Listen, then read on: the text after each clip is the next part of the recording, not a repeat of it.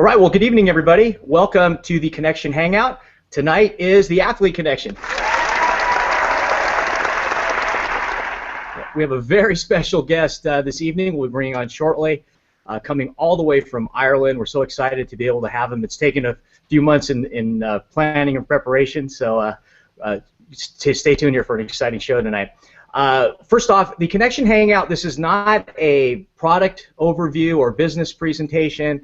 The show is designed to do is to connect you to real people who are getting real results with ASEA or the business model. We have people from celebrities, athletes, industry professionals, corporate executives to share with you the results that they're getting and helping others to achieve. If you would like more information on ASEA, the technology behind it, or the business model, please contact the person who invited you to be here on this Hangout, and they'll provide you with more information. Now, what I'd like to do is I'd like to bring on my co-host, partner in crime here, all the way from Marietta, Georgia, David Asarno. Welcome, David.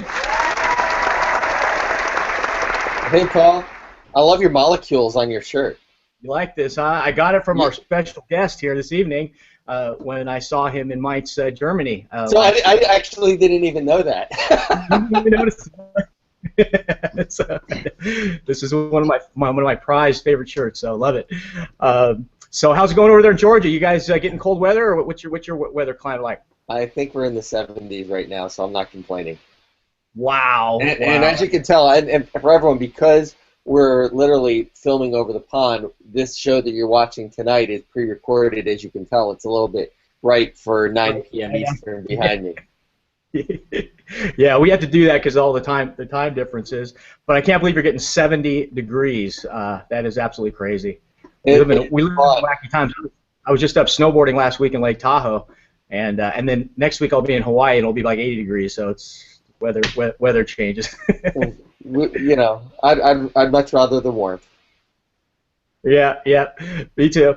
All right, well, let's. Why don't I pass it over to you so you can bring aboard tonight's special guest? Absolutely. Well, today's special guest is Bryan McCrystal. Now, Bryan is team captain for Team ASEA Ireland and the Irish National Series winner. Now, Bryan is also the Irish Ironman record holder with a time of 8 hours and 30 minutes. And Bryan's also a former professional football, or as we know in the United States, soccer player with Leeds United.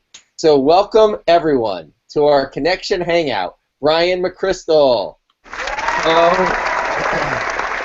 How you doing, guys? Thanks very much for having me. Well, it's awesome having you here, and thank you for making the time to be with us. Now, Bryan, can you tell us a little bit background on the type of bicycle racing that you and Team ASEA Ireland compete in, and how and when you got started in the sport? Well, I got started in the sport about 6-7 years ago, maybe, and I've been in and out of road cycling and triathlon. But this whole Team ASEA came about only just over 12 months ago, when I've been a taker of the product for about 2 years now. So I kind of went with a very ambitious idea to ASEA corporate to have an ASEA cycling team, and yeah, they were very keen, and they came on board and they helped us out. The type of cycling that we do is how would you put it? It's road cycling. It's how it'd be like it'd be on a high level. UK and Ireland, we'd be just under. We're not UCI ranked. But we're definitely well equipped to winning big races. Is it like Tour de France kind of a format? Yeah. Well, that's another way of putting it. Yeah, Tour de France and the Giro and all those other big races. So that's the type of racing that we do. Awesome. So speaking of ASEA, how were you initially introduced to ASEA, and what are some of the results that you've noticed by being on the product? Well, I was introduced. It's nearly 2 years now. I was very much a skeptic at the start. I actually didn't want to know about it. All the usual stories that you hear, but it just came. Another period of time came, and I was probably very vulnerable, and I was I was injured and I wasn't going that well, and everything I was trying from experience wasn't working, and I bumped into a couple of guys, Mildred McMinn over there, and she was at the forefront of telling me what the product was. But at the same time, I'm an experienced athlete. I have my own mind. I don't need anybody to tell me what it is. So I just put it to the test, and I started training and racing hard again, and just haven't looked back since. So I've been really, it's something that is on my desk side drawer, that I take religiously every day. Fantastic. Now, when I was giving your introduction, Paul was actually sharing some photos of Team ASEA Ireland on the podium at many events this past season. Can you talk a little bit about the accomplishments of the entire team and the role ASEA played in the team's performance? Well, there was through friends, through friends, and I convinced a couple of friends to, I said, look guys, you got to take this product. This is when I was cycling in opposite teams to these guys. So they did, and we all shared the same story. So when I got the green light from the company to do the team, I sourced the lads and I said, look, this team is going to happen, do you want on board? And sure enough, we had to take on a few other guys that weren't takers of the product. So since March of this year, the team has been racing week in, week out, and probably the last maybe 5-6 weeks we've kind of calmed down. But our accomplishments this year has been probably the biggest that any Irish amateur team has ever achieved in such a short space of time. To me, that's a combination of both talent and what product that we're taking basically in ASEA, because I mentioned that some of the guys came on the team that weren't takers of the product. I quickly got them on the product because part of the team deal that the company are supporting us with some product. Now they have seen and they have reached extra levels in their own performance, and that's transformed into our performance on the road. Getting to actual results, what we've done. I won the national series, which is it's basically the most consistent rider all year. It's an accomplishment of maybe I performed the best out of chosen 16 races, and that's highly competitive. Teammate Damien Shaw won the national championships, which is the first Irish amateur rider to win it since 1997. We won the team event in the national championships. It's the first amateur team to win the team in years. Look, the list goes on. We won endless amount of one day races, probably the biggest day races in the country. Yeah, we didn't win them all, but we won most of them, and so that's it really in a nutshell. I mean, because when you first started, I think the concept of the team and everything, was this the expectation? I mean, are these these particular hand-selected guys? Because we were like, oh, how are they going to do? But I mean, we started seeing everyone. I mean, you guys on the podium week in and week out. Were you guys having that expectation right from the get-go? Yeah, well, the pressure was on us to kind of do well, because any team to start out, you're always going to have that type of pressure. But it wasn't even that we hand-selected guys. The guys that we got on board were friends of mine that I knew. Come on, you want to do our own team?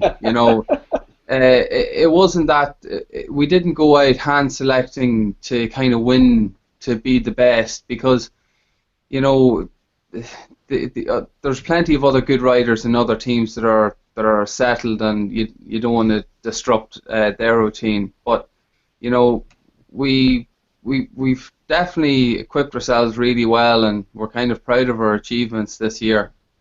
Well, so are we. So are we. Now, after the season ended, you took up Ironman triathlons. Yeah. Is it accurate to say that you weren't or haven't competed in Ironman events before, but yet you set two records, Irish records, for your first time out in Spain, and then once again broke that in Arizona? How does something like that happen?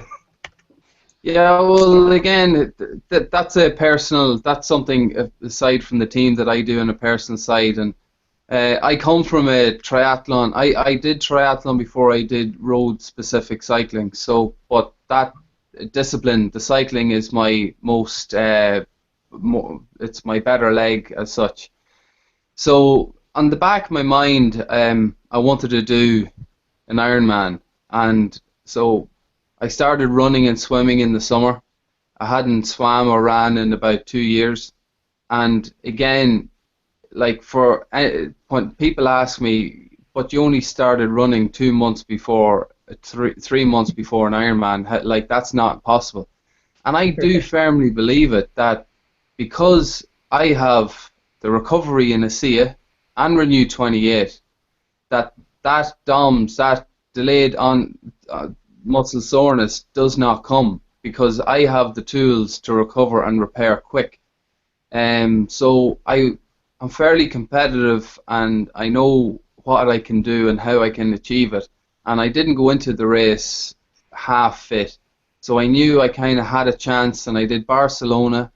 The Irish record stood at 8 hours 45 minutes for a long time. My ambition was just to beat that, but how much I didn't know. I didn't have a good day. I had some problems in the race, but I made it to the line about 4 minutes shy of, or 4 minutes under the record. That gave me the new one. That's But awesome. I wasn't really that happy, you know. I wanted another race to really give a good account of myself. And 5 weeks after that, I headed over to your side of the world, to Arizona, and I competed that, and I finished 12th place in one of the strongest fields in years in that particular race, in 8 hours 30 minutes. So I was pretty happy with that. So are these all qualifying events for the one they do in Kona, in Hawaii? Well, see, I have taken out a professional license, so for that I need to qualify and gain points. Kona is on my radar, but it might be too soon for me. It's very much, it's very financially, it's very hard to get over there as a professional. You need a lot of support, something I don't have. But as an age grouper, if I had I'm an amateur. I work. I have a family business in Dundalk in Ireland, and you know, this is a part-time business for me, the athletics. So I really should be competing as an age grouper, but I'm not. I'm actually racing as a professional, but I'm an amateur. But you know, all that said, I probably would have got my Kona ticket twice if I had have chosen it, but I didn't. So let me ask you a question, Brian. Do you ever rest? I took 3 weeks off. That's enough?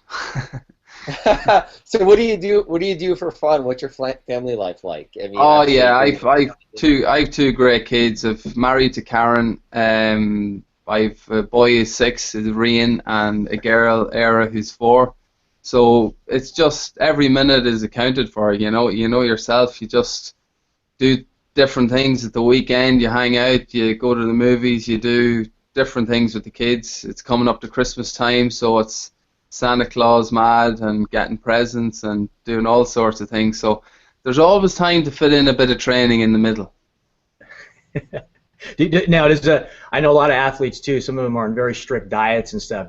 How does that play into having all the whole family life and other professional career life as well? Yeah, well, I don't think it's something that's kind of been it's certainly in the media now about the diet and all that kind of thing. And I try not to, I'm not on a diet. I just try and eat clean, you know. If you're 80% good and 20% bad, you're not going to do a whole lot wrong. It's gonna be okay. You know, it's when you go off the rails and just eat all the wrong stuff all the time, that's where you're going to see problems. But if you keep a little bit of exercise up and try and eat as clean as possible and cook your own food, I don't think you're going to do too bad. Okay, very good advice. Appreciate that. Now, in closing, what are your goals for 2016, and do you maybe have any words of wisdom to inspire some of our viewers into becoming a champion like yourself? Well, we'd like to start 2016 how we left off 2015 and be good ambassadors for ASEA. Really put the product out there and be a voice for the company, and it's something that we're proud of, and all the lads on board are proud of that. Advice that I would give people is just go out and do it. Don't ever fear failure. Just go and do it. And I think that athletics aside, I think that's a good motto to have in life. If you're going to fail, if you're going to think you're going to fail, you will. But so what? Get up, do it again. Awesome.